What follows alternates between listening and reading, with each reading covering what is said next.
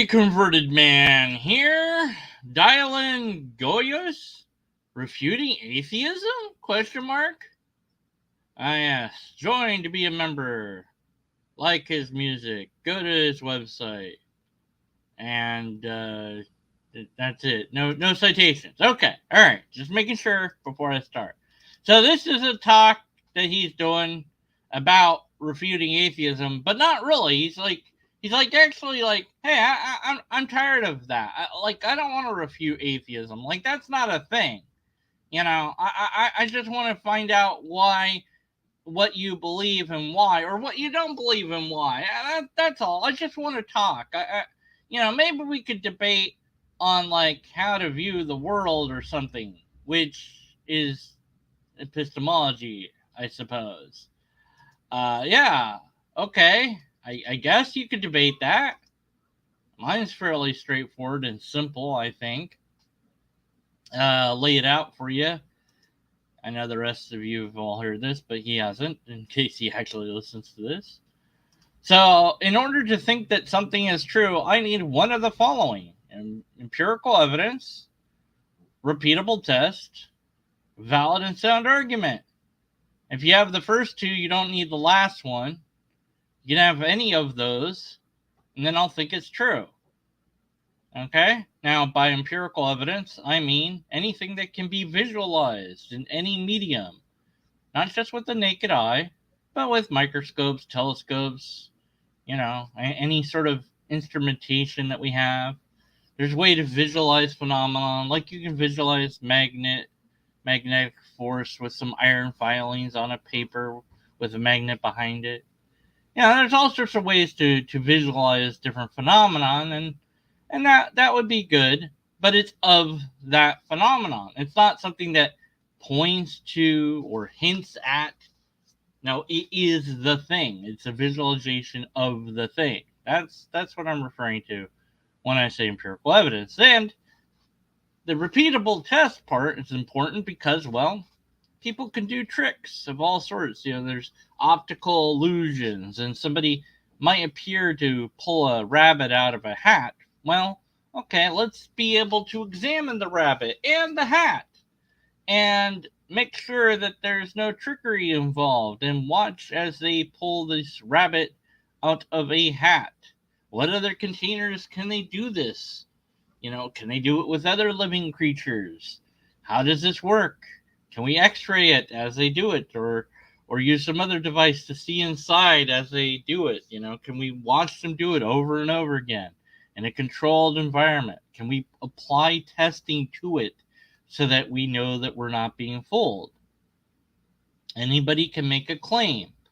It should be demonstrably demonstratable, and most claims should be easily demonstratable. So somebody says, I know if someone bad is in the room. Okay, well, let's see what you mean by that. Like, what do you consider a room? Like, how far away does somebody bad have to be before you can sense them? Let's get some parameters involved here. Let's find a way to test this idea. And if they say, well, you can't test everything, well, then no, you don't have it. You don't have any powers. You don't know when somebody bad is in the room. You're just saying stuff that's not true because you refuse to test it. If it was real, it would be testable. Simple. And finally, the valid and sound argument. Of course, with that one, it tends to be that if you don't have empirical evidence or repeatable tests, you tend to not have a valid and sound argument. So I'm not sure that you could come up with one without the other two, but maybe you could. I don't know. I'll look into it if you give me a valid and sound argument. But at any rate, those are the three things I need to know that something is plausibly, possibly true. That's my quote-unquote worldview, kind of in a nutshell. I'll believe it if one of those three things is present. So biological evolution, yeah, there's plenty of evidence for that. Sure, I don't understand all of it, but the scientists seem to get a handle on it. We do all this stuff based on it. There's all these things written about it, all these things that show that it's a thing. It's like, yeah, okay, yeah, I accept that. Age of the universe, yeah, plenty of evidence for that. Okay, age of the earth, plenty of evidence for that. Okay, you know, I pretty much trust science because I got this thing that I'm using right now, a computer that was made thanks to science, and then like the microphone and the clean water and the air conditioning and the fan, everything that's modern or that we call modern is, well, thanks to this thing that we came up with called science. So yeah, it's demonstrably demonstratable, and so I trust that it can produce results. And hey, if those results change, so be it. That's fine.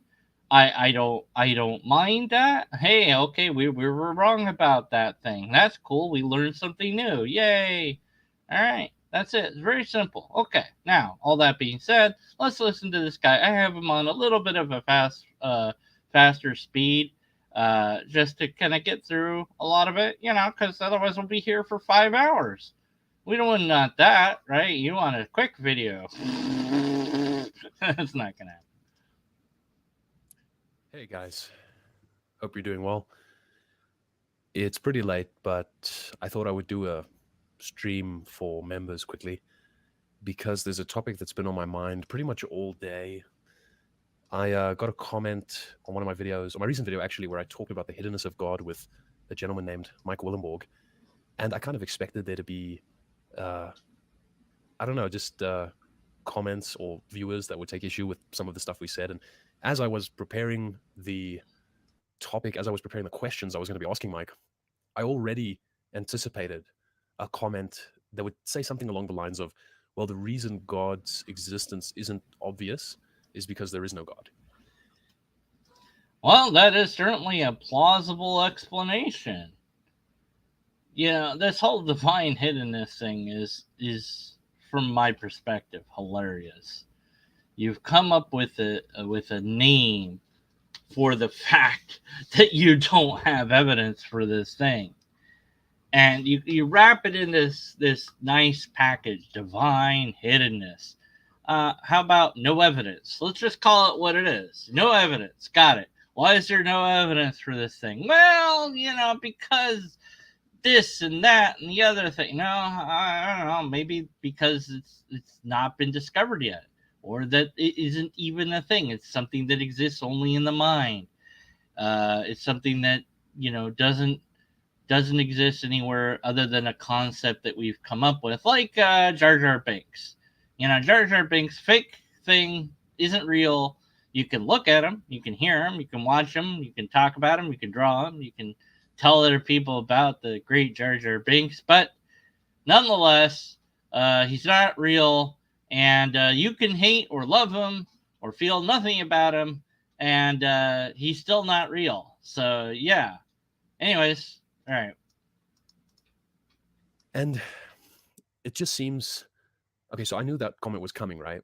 And when I got it, I just remember thinking I used to think that way, and I used to say that with just as much conviction as I intuited from the comment when I read it. And it really got me kind of thinking about atheism and this idea that atheism is a lack of belief or like a non-belief. So maybe you've seen, if you follow religious conversations online at all, I'm sure you've seen a comment section where someone has said that atheism is not a belief, it's a lack of belief, right? Oh yeah, and you guess what my comment is? Anyone want to hazard a guess what my lengthy comment says? It basically explains what atheism is, because some apologists really just, I don't know. It's like they don't want to accept what it is. I guess I don't know. And then Ortegalo's website, he has this whole, he has a bunch of stuff on there, but he has this whole thing that I was telling him, look, you're just wrong. The atheist doesn't need to provide an alternate explanation. He's like, no, you have to explain everything, because you need to have a positive position that explains reality. I'm like, I don't know, use science. How about that? There you go. That's not atheism though. That's just, that's a methodology tool that we've come up with. You use science to figure out reality. What's wrong with that? And it's like you keep saying atheism. It's like, well, it's not. That's not It's like you know what the word is. He does know what the word is, but he's resistant for whatever reason. I don't know. I can't intuit or figure out what motives. Maybe cognitive dissonance. I don't know. But same thing's happening here. It's like. But no, atheism is there is no God. It's not just not saying that you don't believe in God or that maybe there. What to believe is God. See, that's a big problem right there, isn't it? We don't even know what to believe you mean by God. You're referring to a particular version of God. And I don't know. I mean, I could guess what version that is. I'm going to guess that it's Christianity. I could be wrong, but you're not telling me which God. Just name it. Yahweh. There you go. Now I know what you're talking about. Does Yahweh exist? Because that's really only, if that's the God you believe in, that's the only God that matters to you. Really. You don't care about the other gods. You really, so let's just, clarify the matter. Maybe stop using the generic term God and use whatever the name is that your God has. Allah or Brahma or Shiva the Destroyer. Oh, I like that name. That one's cool. All right, anyways. And I know that there's a lot of debate about just that point alone, right? Because you'll get people that say, well, no, atheism is not technically a lack of belief. You're asserting something. But I think that that's kind of beside the point for at least this discussion and what I want to kind of propose. Yeah, so you've definitely seen a comment like that. And these types of comments, I saw another one on the channel that sits on the video that said something like, some friendly guy asked me if I have any books that I recommend on refuting atheism. No, no such thing. That's just incoherent. And again, there's that misunderstanding of what the bleep the word even is. You refute that I don't believe in something, you can't do that. You'd have to show that you'd have to have some sort of thing that could read my mind and show that, yes, I do not actually not believe in this thing, right? And then you're like, no, I mean the other version of atheism where it says there's no God. That one. How do I refute that? I'll tell you how. Prove God. That's it. That would do it. And it shouldn't be a book. You shouldn't need a book to do it. I mean, yeah, fair enough. Sometimes you need books to do things. But, I mean, this is beyond that sort of thing. It's supposed to be a thing that should be blindingly obvious to everybody. And, in fact, some apologists will say that it is. Look at the trees. Okay, I looked at the damn tree. All I see is a damn fucking tree. I don't see a God. What am I supposed to be looking at? That interview way back when that pastor with the quote-unquote skeptic course that he changed the name of because I completely pwned it,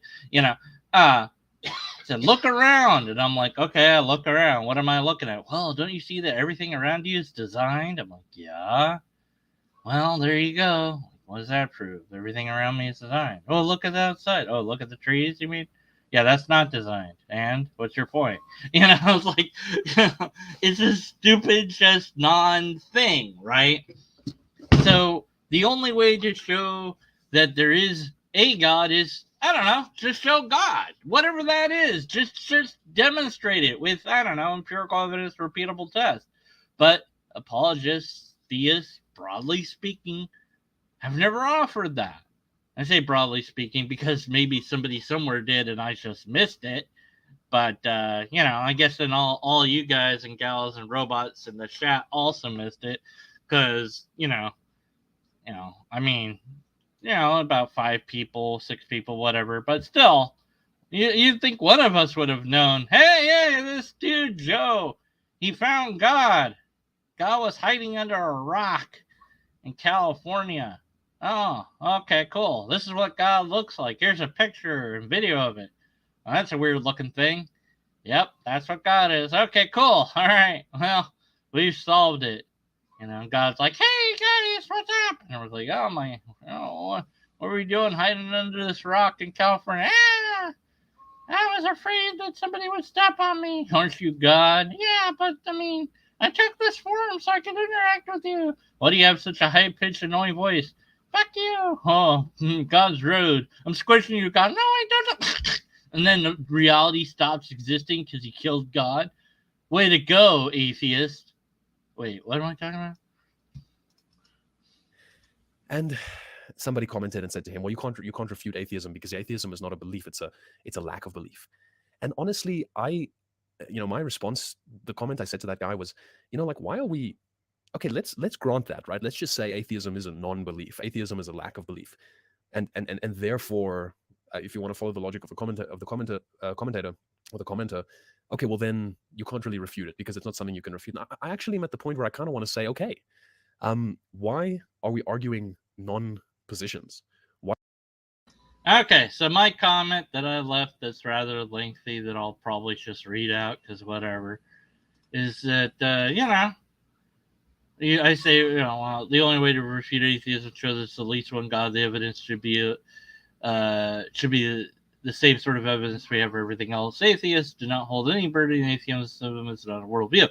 Anyway, so in answer to this question, why are we arguing non-belief? We are not, and we being, I guess I should have clarified the skeptic atheist, broadly speaking. I mean, maybe somebody out there is arguing for the non-belief. I don't think I am. But anyways, the atheist is demanding evidence from the theist, and the theist is not providing it. There you go. That's what's going on. Then I complain about other stuff that I don't need to read to you right now. But at any rate, yeah, so, that's it. That's what's going on. That's what the debate is. The debate is, I don't have evidence, but here's a bunch of bad arguments, and the atheist is like, nope, I don't believe in any of that. And the theist is like, oh, yeah, well, tide comes in, tide comes out, can't explain that. And you go, actually, yes, we can. And go, okay, well, fine. But until you have an answer for everything, I'm going to keep my answer that's God. And I'll just wait for you guys to come up with the answer. Fold my arms. I'm happy with it. Articulo again, on this forum. I don't know why this stuck in my head, but he's like, yeah, I'm happy with my faith. Why can't you just leave me be? I'm like, dude, you put this online. I'm here. I'm going to comment on it. It's just like, I'm just happy with what I believe. Well, what you believe isn't true. Too bad. That's the way, you have really bad reasons for believing it. That's fine, though. I mean, maybe your brain's wired that way. Okay, great. Well, let's just admit that. Let's figure that out, I don't know, but, it's just whatever it takes to create enough barriers in your brain to protect your belief. Whereas the skeptic, broadly speaking, is looking to disprove all the things that they believe. Now, yeah, not reality, or you do that once and then you're like, okay, I can't really disprove reality. It's kind of a silly endeavor. Moving on. Okay, right? It's a one-time deal, really, And then you go, okay, well, what else do I think is true that might not be true? And you try to see if you can disprove it, and if you can't, and they go, okay, well, it might be true, but maybe not. I'm going to reserve judgment on it. And that's just what it is. And you're like, dang, I got all these mysteries, a few things I do know, a few things that I know for sure, And, the important thing is, one of the things I like to say is, I don't need to know what the answer is to know what the answer is not. So, 1,000,000 to the power of 75.7. Well, I know it's not negative anything. I know it's not like 0 or 1 or 5. I know it's going to be a big number, and I know it's going to have a decimal in there somewhere. Bleeped if I know what the bleep the answer is. But, or even like, I don't even know if I could put that in a calculator. I don't even know. How the bleep do I do power of an calculator? I don't know. Man, I'm going to have to learn that now, But I know what the answer isn't. And the answer isn't a thing that we can't observe that's never been tested or demonstrably demonstrated ever, period, because of reasons. That's not, if that was the answer, you could never say it was the answer because you don't have anything to show that it's an answer.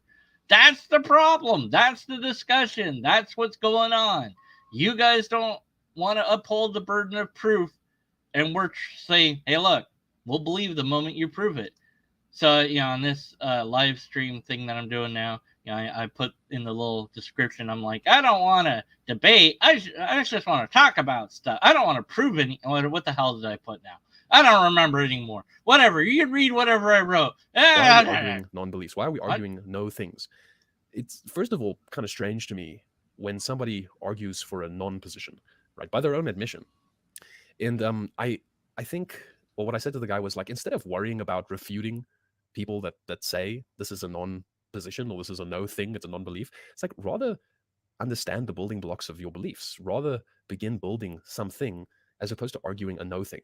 Rather read, I think a good book to begin with would probably, if you know nothing, assuming you know nothing about Christianity, I would say go to Mere Christianity by C.S. Lewis, because I think you'll get a great overview. And then oh man, but wasn't now? See, this is confusing, right? Like he's like, what books should I recommend to refute atheism? Don't worry about refuting atheism. Extend, build upon your positive position, whatever. Okay, and here's a book that that many atheists either know about.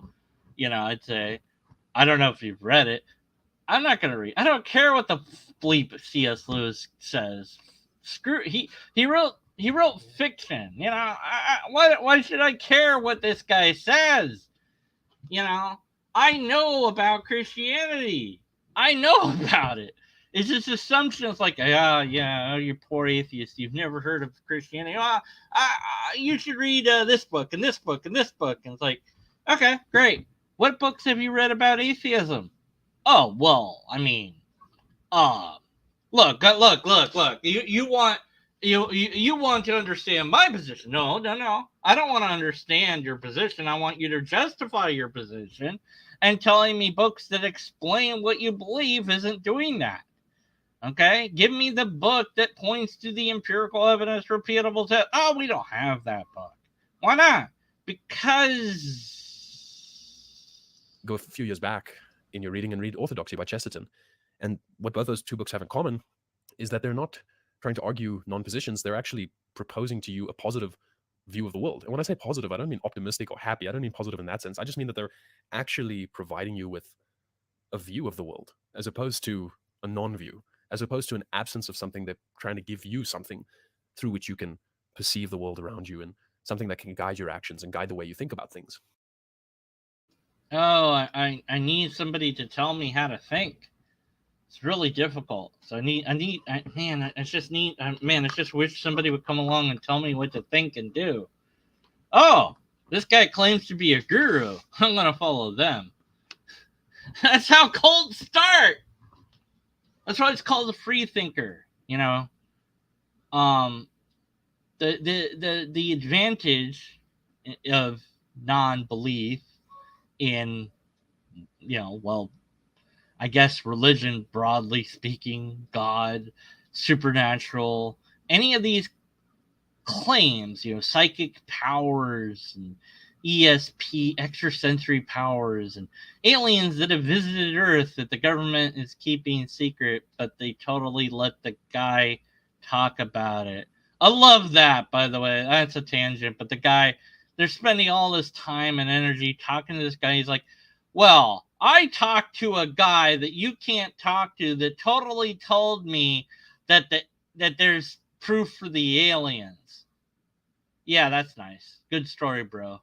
Yeah, yeah. Why are we wasting any energy or time on this? It's surely it's not to distract us from something important going on. Some actual thing that we should be focusing on. No. It can't be that. Anyways, aliens that visited Earth, not a thing. And I don't think they would have crashed because technology. So I'm just saying, like, yeah, no. But what was I? Aliens. Let's see, alien. Oh, right. God, right. So God's basically an alien, kind of, I guess. Like, and maybe it exists, but it hasn't visited Earth, as far as I can tell.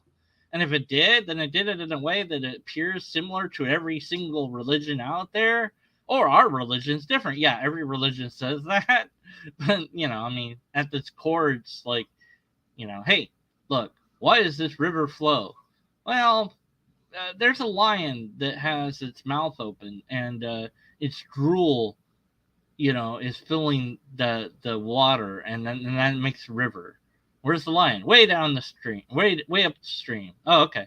I can picture that. Yeah, imagination. Great. Let's pretend that that's real, and we group together, and then we kill the Neanderthals. There you go. That's and imagination is a great thing that humanity has, and it's also kind of our Achilles heel in a way, because it's good and bad. Like, we can imagine where somebody might be. We can plan strategies. We can picture things in our heads, and we can even pretend that things that aren't real are real. And we can tell stories and make up stuff. And, I don't know where the bleep I was anymore. What were you talking about? So I'm kind of just at the point now where it seems to me like, first of all, why are we having this debate about a non-position? Now, don't get me wrong. I understand the need to refute atheism. And the only way that you're going to do that is to prove that there's at least one God.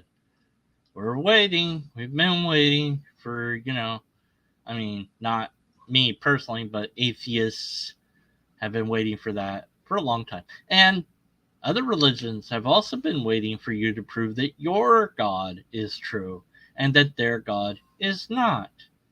And they're also waiting for you to recognize that their God is true and that your God is not. Why haven't you looked into every single religion? Well, because it's a lot. There's like 4,000 religions, right? Who has the energy or time for that? You don't believe in those. Why would you spend any effort on it? But when people say, hey, look, Allah's a thing. Okay. Well, if Allah's a thing, and if this certain version of Islam is correct, then the attacks on 9/11 weren't just not bad, they were perfectly good. In fact, they were the best thing possible. I bring that up because this Christian I had heard apologists saying, oh, if there's no God, then the attacks weren't really bad, because there wouldn't be any objective morals. I'm like, yeah, it's even worse than that. If there was a God, but it happened to be a different God, then those attacks weren't just not bad, they were actually good. That's the problem with DCT, is God changes per region. This region says don't wear hats on Sunday. This other region says wear hats on Sunday. Well, can't question God. What do? Well, we have to kill each other, because there's no way to resolve that, right? There's no way to say, well, maybe God was wrong, or maybe we can cooperate, because you can't question God. That's a bug in the system of DCT, not, and it's built into it. Whereas other ethical systems have their flaws as well, but I think DCT has the worst flaw, because you can't even question whether or not it's right or wrong, because if God says to do it, then you do it. End of story. That's it. Anyway, all right. I know this is kind of off track. And I think, if you're having a friendly conversation with a friend and he states something and you disagree, like, I'm not saying we shouldn't have conversation and have debate. Nobody would say that, right? But it's like, are we spending more time trying to refute positions than actually just understanding and educating ourselves and learning about how we actually see things? I mean, maybe. I don't know. What's your epistemology? Yeah. Lay out your epistemology. Just do that, and let's see if it's applicable to everything, or if it only works for your particular view of religion. Like, I mean, I laid out my epistemology. It's very simple. So what's yours? I honestly am at the point, and I know a lot of people disagree with me, but I'm at the point where I'm not interested in having arguments with people about non-positions. I'd rather get to know you, right? If you tell me you're an atheist and you hate God, to me,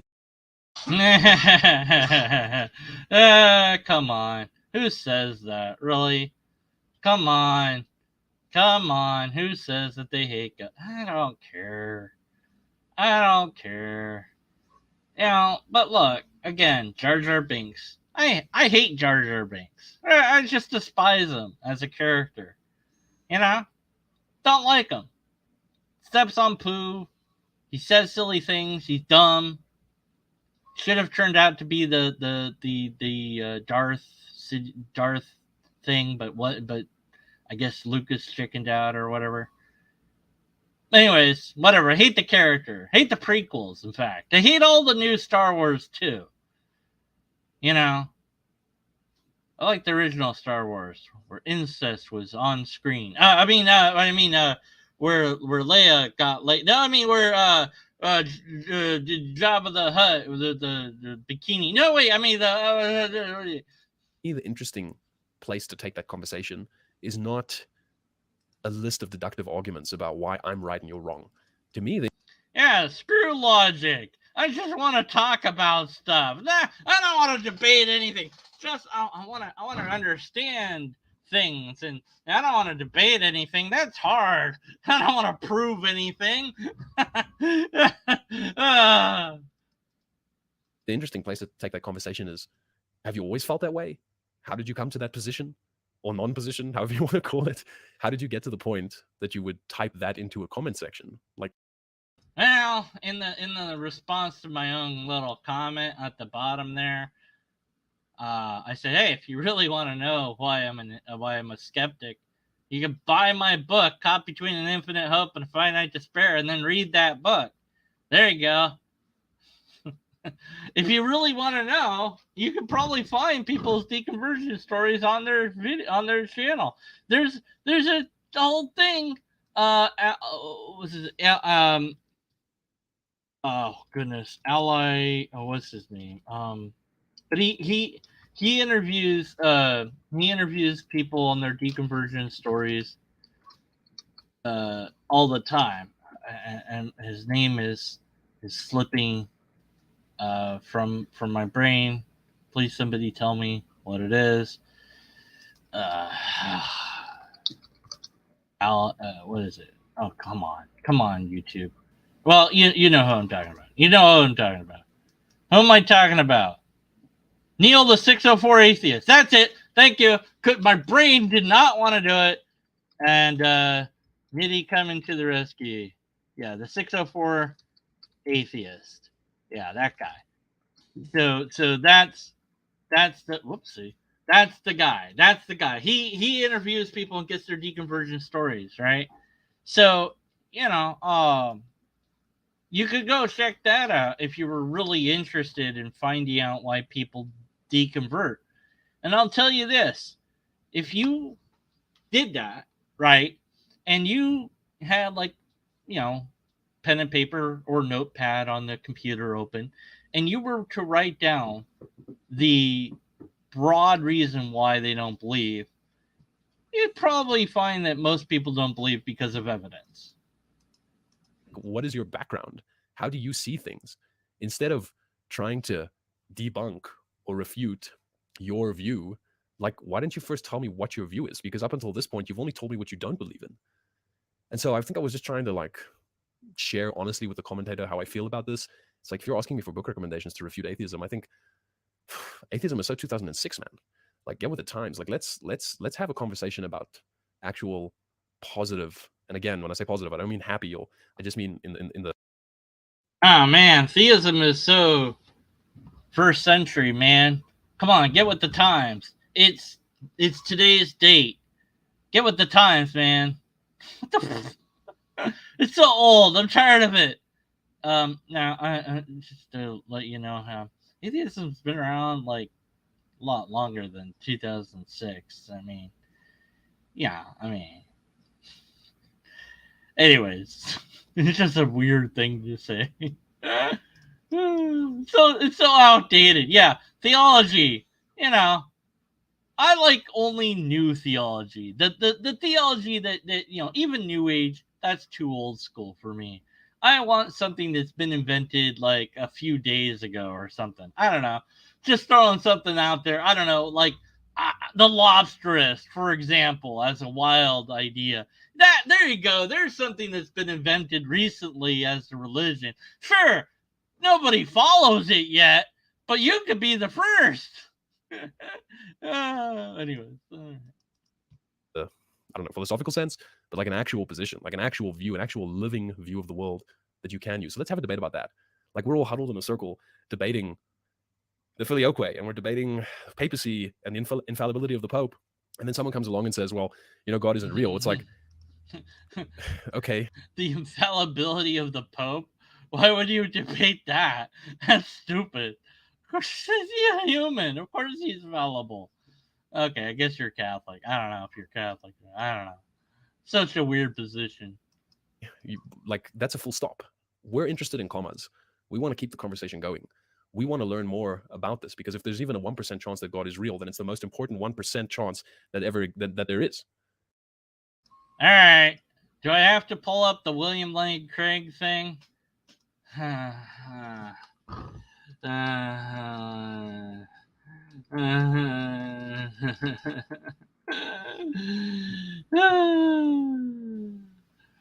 Where is it? Where's the clip?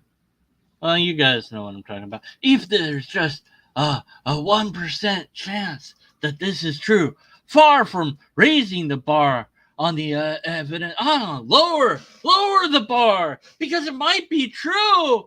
Oh, there's no way to know what the percentages is, and the fear built into that assumption that if it's true, then some consequence will follow if you don't think it's true. There's the underlying assumptions there. Okay, you're telling me that this thing is doing a logical fallacy? It's called an appeal to fear, or an ad ballum, appeal to the cudgel, to the stick. It is a logical fallacy that this being that I'm supposed to believe in is saying, if you don't believe in me, horrible, terrible thing will happen. Okay, well, because you're not a logical being, I can't trust you. So I don't know if it's true or not, what you just said. So that's one problem. Second problem is just trying to scare somebody isn't a reason to think that something is true or false. Hey, the bridge is out. People like to do these analogies. Oh, the bridge is out. The sign said the bridge is out. Yeah. Well, are you going to keep going? Well, I don't know. Depends. I'm going to slow down. I'm going to investigate. And I see that the bridge isn't out. Well, now what? Well, no, but the bridge is out. Okay, well, I can see that, right? Yeah. Okay, how about this? You find a sign. Yeah. And the sign says, invisible bridge, now operational. Continue on forward. Are you going to drive across? Well, no. That's silly. Why? Well, because I've never encountered an invisible bridge. I know, but it's there. Well, can I test it first? No. You're not allowed to test it. You just have to believe it's there. Well, what if I don't believe it's there? Oh, then you fall down. See that guy? He's walking. Ready? Watch. See? Oh, and he fell down. That's because he didn't believe that there was a bridge. Well, how am I supposed to believe if there isn't evidence of it? Well, if you don't believe, you fall down. So I'm tired of full stops. I'm tired of these conversation enders. I don't mean the people. I mean the idea, right? I think Yeah, me too. That's why I don't like precept. Chesterton said something, or he did say something like, the only thought that needs to be stopped is the thought that stops thought, right? The only idea worth stopping is the idea that there are no ideas worth discussing. Well, the only line of thinking is the line of thinking which suggests that there's no point in having lines of thinking. Maybe you think a Christian is mistaken in their worldview, but talk about your positive worldview. Talk about how you see things and get. I mean, I kind of do that all the time. Well, while I'm refuting the thing, I'm explaining the logical fallacies, I'm also saying, here's why I'm skeptical of it, which is my worldview. It is a way to view the world. Skepticism, there's many ways to view skepticism, of course. There's the too far off the deep end route, which I don't take. There, the label is far from flawless, So my view is I don't believe stuff without evidence. There you go. It's very simple. It's not horribly complicated. It's like, well, how do you explain this, that, or the other thing? I don't. I don't try to. I don't know. I have no idea. This is not even my job to do that. Like, it would be one thing if my job was like a botanist and you're like, explain botany. Well, then, yeah, that would make sense, right? But, like you could, but sometimes, somebody doesn't know diddly squat. Like, okay, they work at a gas station. You'd be like, hey, explain how gas works. They're not going to necessarily, I don't know that. I just work here, right? Like, yeah, they don't know that. And it's like, oh, well, it'd be nice if they did, but they don't. uh, because that's not really their thing that they know about, and they don't need to explain every little tiny thing to you. And it's so weird. It's like, can't you figure it out on your own, or find where to find the information on your own? Why do you need it to be hand fed to you? I mean, can't you find it yourself? Do you not know how to find it? Is that the problem? I've got a bunch of links to a bunch of different things um, that search for all sorts of different things that are out there to search for. Do you want one of those links? Like, I'll put that in the description of the video just because they're fun to poke at. Like, there's some, oddball stuff there. What? Why did it pop up with this? That shouldn't be. Uh, but yeah, I mean, no, look. My view is we figure it out. All of humans try to figure it out. We've been trying to figure it out for a long time. We got a lot of it figured out, broadly speaking.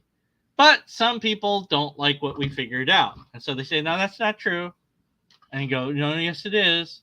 And then you got to deal with these nitwits that keep saying it's not true, even though it is. And they misrepresent science, and then they conflict religion and science together, and they tie it into one big ball and say, well, God exists, therefore you're wrong about evolutionists.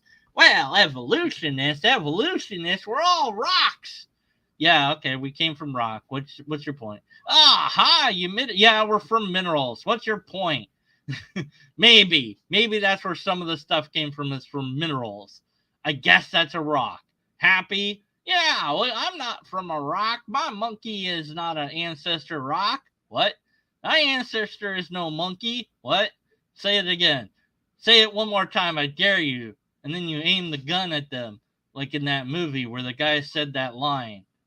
You know what I'm talking about. Pulp Fiction. All right, anyways. All right, we're almost done. No, we're not. Oh, God, it's 18 minutes long. We're only at 9 minutes. Get involved in the conversation. I just don't think it's to your benefit or to mine or to anybody's if we're just trying to shut each other's conversations down. It's like if I'm having a conversation with a Protestant friend and then... Oh, he is a Catholic. Oh. Okay, well, that's a problem for me, but okay. I bring up the Pope, and then they just say something like, oh, you know that the Vatican is evil. It's like, okay. Well, I mean, yeah, it is. I mean, did they ever get around to excommunicating Hitler? You know, like just say, yeah, Hitler's been excommunicated. Like, it doesn't matter in a way, but it also kind of does matter. And then, like, yeah, I mean, they're still hiding the priests and stuff. Like, they haven't, like, you know, have they really helped the police and FBI and whatever countries, whatever the agencies are to find the priests? Have they, like, revised their system and said, maybe it's a bad idea to tell priests that they can't have sex with women? Maybe we shouldn't have a situation where anybody is alone with a minor ever. Maybe that should just not be a thing, that there's at least 3 people, or that the parents have to be around if the minors are going to be there. And I mean, even though that's not a guarantee that something bad won't happen either, but at least it's some, or we're going to have freaking cameras everywhere in the church, like all over the place, and except for in the bathrooms. But okay, then that's a problem. Okay, maybe even in there, you're not allowed to look at them. Only the police are allowed to look at the footage from the bathrooms. You know, but nonetheless, there's some creative solutions. You know, have you done any of that? No. Okay. What are you doing about the pedo problem? No, nothing. Right. Okay. Tell you what. When you guys fix that crap, then we can talk about the whatever the stuff. I don't know. I mean, I'm a little bit interested in the fact that the Catholic Bible has books in it that the Protestant Bible doesn't. That's like a little tiny bit interesting in me, of like, but I'm not gonna research it, like, because I'm lazy. You can tell me what those books are, what they say. I'll let you do that work. But like, here's the thing: when the Pope stops driving around in the Pope mobile that has the bulletproof glass, then I'll believe that he's protected by God. See, the thing is, he drives around and they've got that bulletproof glass around him. That to me shows that he doesn't trust God to protect him, right? And obviously he's fallible because he's a human. He can say stuff that's wrong. You know, let me sit down with him for a while. Obviously, I'm going to need a translator because he doesn't speak English, I think. And be like, let's just ask him, I don't know, what 1,000,000 to the power of, quad 5 pi is. He better tell me the answer. If not, then he's fallible. Oops. Oh, well, that's not what we mean. That's not what we mean. No, that's what you meant. That's what you meant. All right. Anyways, but yeah, I don't. Yeah, it could be evil. It could be evil. The Vatican could be pure corrupt evil, and it could still be that it's correct. Okay. So let me just clarify that yes, it could be wholly evil and vile and putrid and disgusting and morally bankrupt, but the ideas that they purport could still be true. So, it's important to remember that just because you have a corrupt, horrible system that is fine with hiding pedos, that doesn't make it false. Lay it on me. Like, let's have the conversation. I might not agree with you, but at least it's not a full stop. At least you're not saying, oh, that there's no reason. That I actually don't even believe that there is a Vatican, and therefore we can't have this conversation. It's like, I don't even believe that there's a Vatican. I just wanted to say that. Of course there's a Vatican. I don't know what the hell the Vatican is, but yeah, sure, it's a thing. I don't know. What I want to know is why the bishops are allowed to move in straight lines. Because look, last time I checked, you can only move diagonally. So until you start making those bishops only move diagonally on the square of their color, I'm not going to church. Get fixing that. I'm phrasing myself really badly here because it's late and I'm tired. But well, I don't know. Don't make a video when it's late and tired. Wait, making this point clear. No, I've done that too, so it's okay. Like, why are we arguing no things, no positions, non-active, living, positive principles? But we're not. You are. You're like, why are we doing this? Because you keep misrepresenting what atheism is, I guess.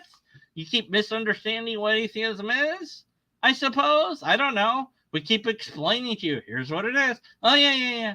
But why don't they have the burden of proof? I really want them to have the burden of proof. Just have the burden, please. Please prove that my thing isn't true. Okay, here's how it's not true. No, that didn't count. I just want to know why you don't believe. I told you why I don't believe. Why? You don't have to prove. You need to prove that. Yeah, I just did prove it. It doesn't. Whatever. Anyway, there's my straw man apologist for the day. All right, had to get him in there somewhere. Don't know why he's so whiny. I'm gonna get a new straw man apologist. Don't worry. Have to construct him first after the coughing is over. All right, back to this. We're almost done, maybe. Help each other build up a positive and living view of the world. And I'm not just talking to atheists now. I'm talking to everyone, right? The art of conversation is construction. It's to build on ideas. And yes, maybe one of the ideas I suggest is wrong, but Buckminster Fuller said if you want to change an existing system, the way you change that system is not by complaining about it or pointing out its flaws necessarily, but actually suggesting a new system that's so much better that it just doesn't make sense for us to go back to the old system. Well, that's been done plenty of times. We have been suggesting a better system, not religion. But religion tells me what to do. Yeah, let's not do that anymore. Well, what are we supposed to do instead? Well, that's a good question. Not really sure right now. But like I said, don't need to know what the answer is to know what the answer isn't. The answer is not that. Let's stop doing that. But what are we going to do? I don't know. We'll figure it out together. But let's stop doing that. Oh, yeah, I know. I'm sorry. Just let's just put that to bed. It didn't work. It worked for a while and it worked for some things. Let's figure out some other way to do it. Oh, but I don't wanna. Well, look, you wanted a different way to do things. Like, yeah, but I mean, if I don't have a God telling me that I'm supposed to donate money to poor people, how do I know that I'm supposed to donate money to poor people? Because it's a nice thing to do. Oh, well, that's not a good enough reason. Okay, well, then you don't want to do that. Well, yeah, do you want to do it or not? Well, what you're just saying it's up to me? Yep. Well, I don't want to do it. Okay, then don't do it. Okay.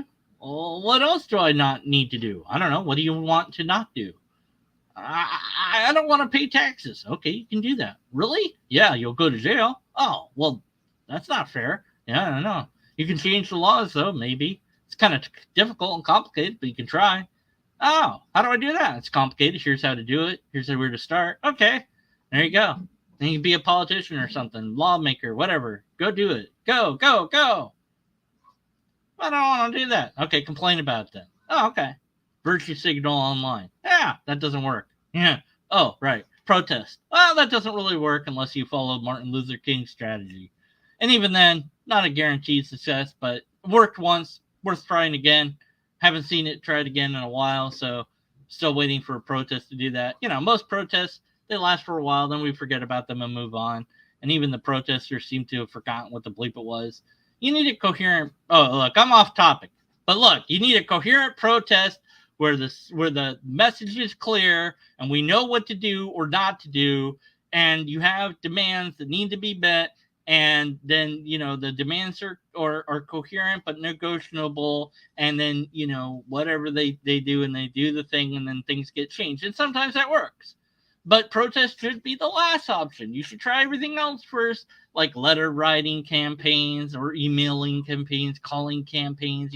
Get a bunch of people together, call up whoever the bleep it is, flood their office with a bunch of calls and emails and actual physical letters, and they'll get sick and tired of hearing from you, and either they'll do something or vote somebody else in. Oh, that's too complicated. That's too much work. I don't want to do that, so complain online. Well, that's not going to change anything. Wait, no, I'm not done yet. No, don't go back to the video. No, wait.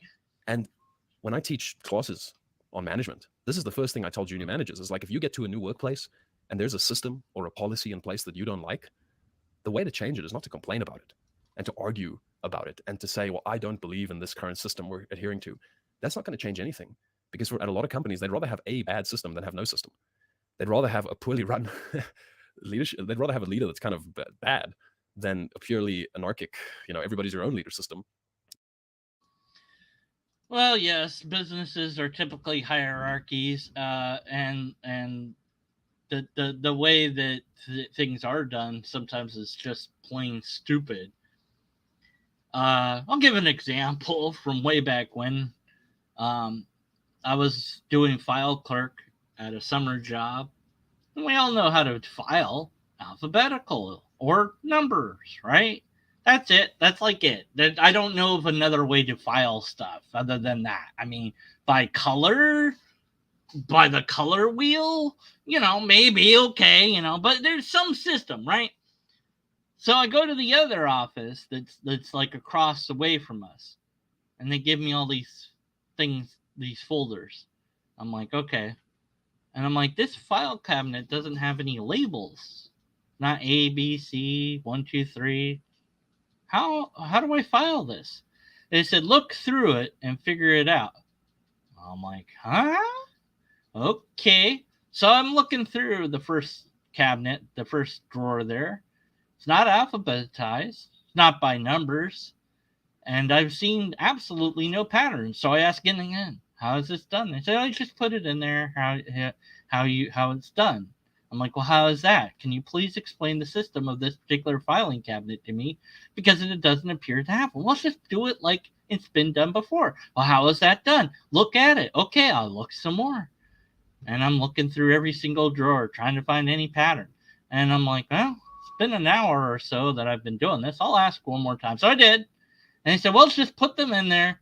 And they said the same thing. And I'm like, all right. So you know what I did? I put them in there randomly because that's what the system appeared to be, was complete random chaos. So that's what I did. And I didn't complain about it. I didn't tell them to fix it because apparently they like it broken. Now, if I was a manager and I knew that that was a thing, I'd be like, we're not doing that. That don't make no sense. Instead, we're going to have a system. Or like there's this other time I worked at a gas station and like they it's like it's time to restock the beer. Okay, great. Well, where's the Coors Light? Oh, yeah, look for it. What do you mean look for it? Shouldn't it be, I don't know, behind where the Coors Light thing is? I mean, there's a refrigeration unit where the Coors Light is. The box for that should be right behind it. Nope, it's somewhere. Go find it. Oh, good. Another non-system. So if I was the manager of that place and I found out that that was a thing, I'd be like, no, when the moment it gets delivered, this thing goes in this spot and this other thing goes in this spot. Did I complain? No, I just quit that job because screw them, you know? So, yeah, I'm used to that. And I know that some managers don't know how to fix anything and they don't fix anything, which in that case, they should be fired rather than kept on, because having a bad manager is actually worse than having no manager at all, in my view. But I'm not running the show, so I don't know what the hell why am I on this tangent? God damn it. And so if you want to make a change, you've got to go to your managers with a suggestion that's so much better that it just doesn't make sense for us to keep using the old system. And every good salesperson knows this, right? Like if someone calls you on the phone and tries to sell you car insurance, for example, that salesperson shouldn't tell you just how bad your current insurer is. They should propose a new service that they can offer. You know what happens when anyone tries to call me about anything? In fact, I was just called earlier today. I was like, oh, this is Publishers Clearinghouse. And I said, no, it's not. And I hung up and blocked the number. And I put my number on the do not call registry. So if you live in America, there's a do not call registry that you can put your number on, or any number on for that matter. And yeah, it should slow down or get rid of some of the things. But then the magical phrase is take me off your list. So you do that, then you block the number. That's it. So I don't take calls at all. And so I don't know who's still buying stuff from phone calls. It's not me though. I'll tell you that much. So maybe there's a better way to do that. I don't know. Just a thought. Anyways, again, tangent. What's this got to do with God again? Is God trying to sell me something? Seems like it is, actually. That's far cheaper and it's going to give you far more value. And if it isn't cheaper, if it's roughly the same price or even more expensive, they have to show you how that extra additional expense to you is worth more, is more valuable. And so that idea of changing a system through coming with a positive, developed idea of a new and better system. I know the YouTube comment section is not the place to apply this kind of stuff. Probably not. But I'm frustratingly optimistic, even to myself. I just think, man, like, don't just tell me that this is wrong. Like, you can tell me it's wrong, and you can even tell me why you think it's wrong, but contribute something constructive and new, right? If you come into the conversation and say, well, there is no God, and I say, okay, well, what about this? Right? I'm trying to put a comma on your full stop, but you say, no, you can't. I'm not stating a position. I'm just telling you. I'm just stating a non-belief or a lack of belief. You can't refute what I'm saying. It's like, okay, cool, but you just give me a full stop, and I want to have a conversation. I want to talk to someone. I want to get deeper into this. I want to entertain the idea that maybe I don't know as much as I could know, which I clearly don't, and like, let's build on top of that. But simply. All right, okay. I think that it goes on like this. I'm always hesitant to stop a video and not go all the way to the end. But I have a feeling like he's just going to keep repeating the same point. So, I kind of want to. I guess I'll do the now. Entering a conversation to shut it down or to say that it's a conversation not worth having is really the conversation that I don't think is worth having. I used to be an atheist like you, and then I took some suffering to the knee. Wait, what? There was a joke there that I fast forwarded through. I think I heard it, but I want to make sure. Say that it's a conversation not worth having. Oh wow, he sounds so slow really now. The conversation that I don't think is worth having. Wait, is that really the normal speed? Yeah, it really is. Man, he sounds super slow for some reason. I don't know. I used to be an atheist like you, and then I took some suffering to the knee. He did the meme. I used to be an adventurer like you, then I took an arrow to the knee. Ha ha, that's funny. No, you didn't used to be an atheist like me. No, not even close. In fact, I'd wager you weren't an atheist like any of the atheists I've ever encountered, period. Because every single atheist that I know that's chilling out in chat, filling up chat with stuff that I can't possibly hope to read as I try to respond to this video,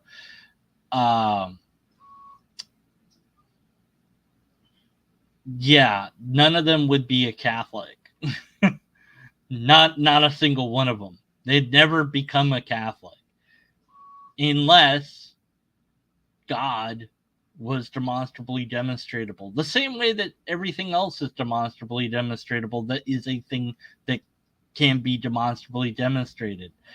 But for reasons that you have, your God isn't that sort of thing.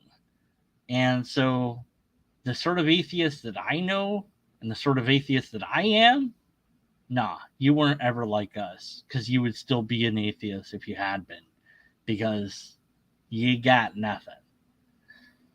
So don't say things like that. That's what I'm trying to get through here. Don't say that you used to be like me. I know it was a joke, but don't do it. Bad idea. Stop it.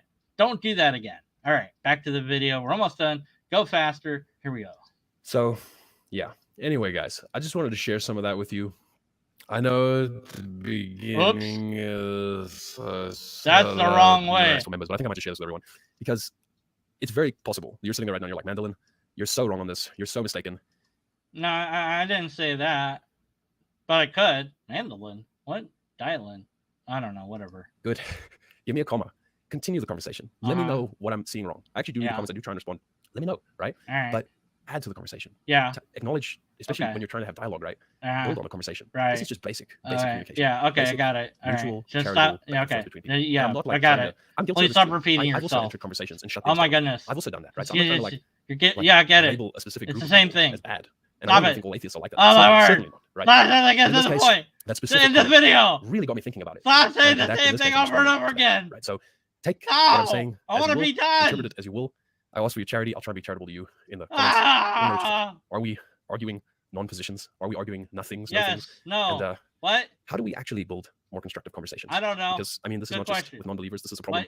What? Within believing circles. Yeah, okay. Catholics have this issue with Orthodox. Orthodox have this issue with Catholics. Protestants have this issue with everybody. Okay. With Orthodox and Catholics and everybody. Right. I'm not trying to say Protestants. You all have this issue. That's what I'm trying to say. Okay. So yeah. Anyway, perhaps just some conversational advice, right? I same point. System. That you made the point. Oh my word. That's just makes more sense. This is why I recommended if it's Orthodoxy. Because in Orthodoxy, Chesterton isn't really refuting. Oh, come on! He's just kind of laying out how he came to the positions he came to, and I think that's what a lot of us, myself, included, why? What is my positive, active living my vision word! And is my whole position just refutations of other people's positions, or do I actually hold something? Do I actually believe something? Yes. And if I really believe it, and I really want to believe what I believe is true, because I value truth, then I want to have comma-full conversations. Conversations that keep going. See, I'm probably repeating myself, and I have yes, you are. It's driving me insane. We need to have living positive visions of the world. And we need to construct those and build on top of those. And please don't think that the word construct is me saying we got to construct things from whole cloth, right? Yeah. Look at the basics and build upwards. With a strong foundation and build upwards. Okay, got it. Can I stop the video now? The way to do that is please. Please. Oh God! A dead thing goes down the stream, but a living thing swims against it. Okay. So our living views, okay, positive assertions do swim against things. Okay, got it. Yeah, I understand. Thank you. That pushback. Yep. Okay, got it. Great. Please be done. Please be done. Please be done. Bless your families. Please pray for me. I'll pray for you. And if you're an atheist, keep me in your thoughts. No, I don't pray for people, and I have a video called "Don't Pray for Me." Oh, my word, it's done. Wait. There's a little bit more. I'll keep you in mind. Cheers. Okay. I did the whole thing. Nobody can complain that I didn't do the whole thing. All right. Okay. All right. Yes, that last bit is just, me, being silly if in case he listens to this video. He wanted a conversation, right? I gave him an hour's worth of conversation, everybody. So if he doesn't respond to this video, then he wasn't being honest with wanting a conversation. That's how that works. That's bad logic. But yeah, there you go. That's the video. And I think Brian here, he's got it, hits the head. Lack of evidence, so hard to explain. Yeah, there you go. It's really simple. I mean, it's not complicated. You want to have a conversation. Okay. You believe in this thing. Great. I know that. I get it. All right. Cool. I don't. Okay, cool. Right. All right. Why don't you believe? There's no evidence for it. Well, there's reasons why there's not evidence for it. Oh, really? How would you know that reasons? Do those reasons have evidence for them? No. Oh, okay. But I don't want to do a deductive argument. Oh, okay. Because you don't want to prove anything. I just want to have a conversation. Okay. So how are we having a conversation? We're not debating. No, we're not debating. So it's an information exchange type of dialogue, right? Yeah. You know the different types of dialogue, right? Yeah. Well, what? There's different types? Yes. Because I'm assuming you've learned informal logic, right? Well, I mean, I know what logic is. Have you learned informal logic? Yes or no? Oh, look, it's going to take a minute to explain. No, yes or no? I'm going to leave now. And then he leaves. Oh, that was the precept guy. I'm sorry. Anyways, I don't know. I'm starting to get my theist apologetics mixed up at this point. Let me know what you think of this thing that I did in the comments. Did you listen to the full hour? Did you just tune in later and ignore the rest that I said earlier and be like, it's good enough. I got it. Did you find it funny? Did you find it thoughtful? Did you not? Whatever. Post your comments because YouTube doesn't care about the chat. Now, do I care about the comments? Yes, because I like responding to them. And then, YouTube will hey, this person's cool, and they might promote me. In fact, I got an email just a little bit ago. They're like, we'll help you make money with YouTube. And I'm like, I don't have enough viewers for you guys to feed off my ad revenue to do that. But what would you do exactly to help me to gain subs or whatever to do that? And they didn't respond because I asked them a critical question, and they were unable to do that because they weren't really a thing. They were just hoping that I'd fall for their scam, I guess. But anyways, I want to get famous enough and big enough to where people are like, no, we'll really throw money at you. Here's the proof. And then I'll be like, today's thing was sponsored by Raid Shadow Legends or fucking ad, whatever the fucking Audible is or the Get Smart website or some other crap. And then I have to spend an entire minute shilling for that stupid product so I get money for doing that. That's what I want to do. In fact, the whole video, I do an entire 2-hour long stream about their product so I could get paid money because that's all that matters is money. Wait, no, that's not actually. I don't care about any of that. So thanks for watching. I don't remember what I was talking about anymore. I blame Captive Desk for everything. Stay tuned for his video, which is coming out whenever. Be sure to bug him about that and tell him, hey, where's that video that Deconverted Man mentioned? Just doesn't matter. Click on a random video of Captive Desk and then, just post a comment. Hey, where's that video from Deconverted Man? And then put a smiley face and then, slap. And he'll be like, no, Deconverted Man, what have you done to me? And I'm like, and that'll be funny to me, but not to him. Don't actually do that. If you do that, send a screenshot to my email so I can laugh manically at it and be happy with what I've done. Hit the button already. I don't want to be done. I want to repeat the point that I made over and over again until I drive it into the ground. Sub and comment and like. Sub and comment and like. Sub and